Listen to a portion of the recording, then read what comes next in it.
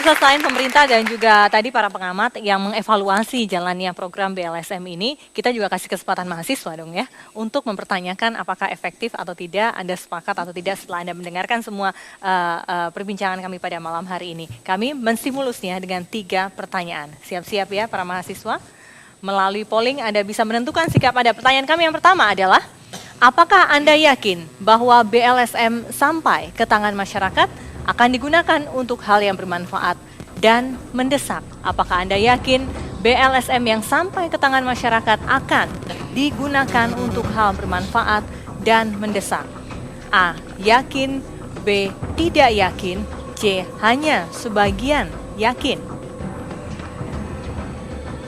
Silakan mulai menjawab. Yakinkah Anda BLSM yang sampai ke tangan masyarakat akan digunakan untuk hal yang bermanfaat dan mendesak? Tolong ditekan agak lama supaya jawabannya bisa diupload. Kalau Anda yakin, Anda bisa memilih A atau 1. Tidak yakin, Anda bisa memilih B atau 2. Hanya sebagian yakin, begitu Anda bisa memilih C atau 3.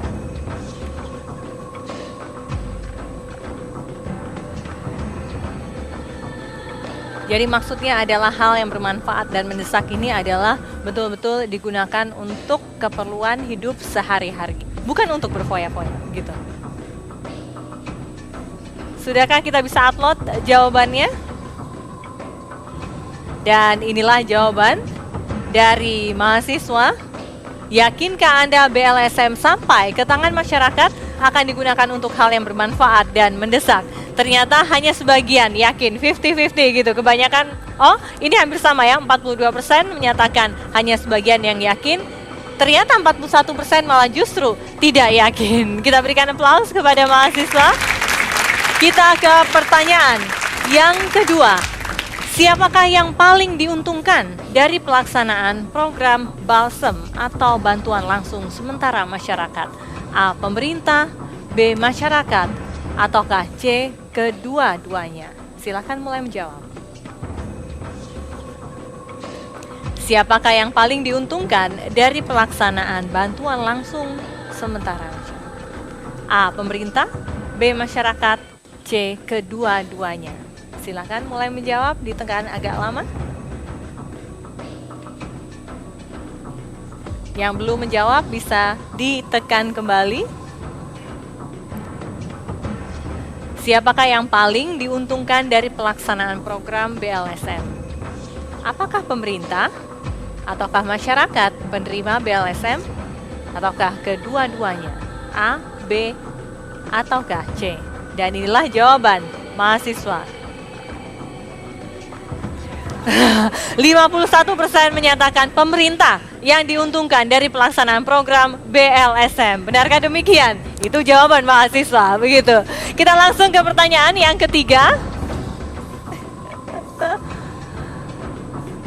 Mahasiswa, yakinkah Anda bahwa penyaluran dana BLSM tahap kedua nanti akan berlangsung lebih baik dari tahap pertama? Sudah dievaluasi dan nanti awal Agustus ya Pak ya?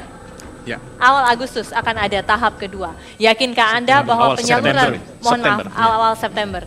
Yakinkah Anda bahwa penyaluran dana BLSM tahap kedua akan berlangsung lebih baik dari tahap pertama? A. Yakin. B. Tidak yakin. C. Tidak tahu. Silakan mulai menjawab.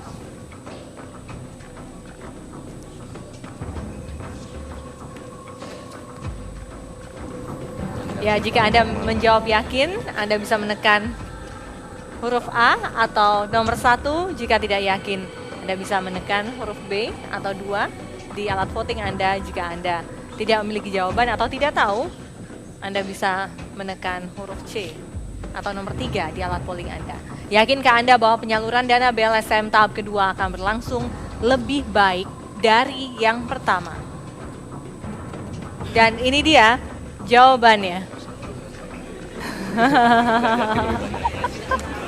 Dan ternyata 62% menyatakan tidak yakin bahwa penyaluran dana BLSM tahap kedua akan berlangsung lebih baik dari tahap pertama. Bang Andrinov silakan Ya, itu langsung menanggapi. Itu namanya tantangan buat pemerintah. Untuk beberapa masukan kan sudah dapat ya dari forum ini dan dari masyarakat ya.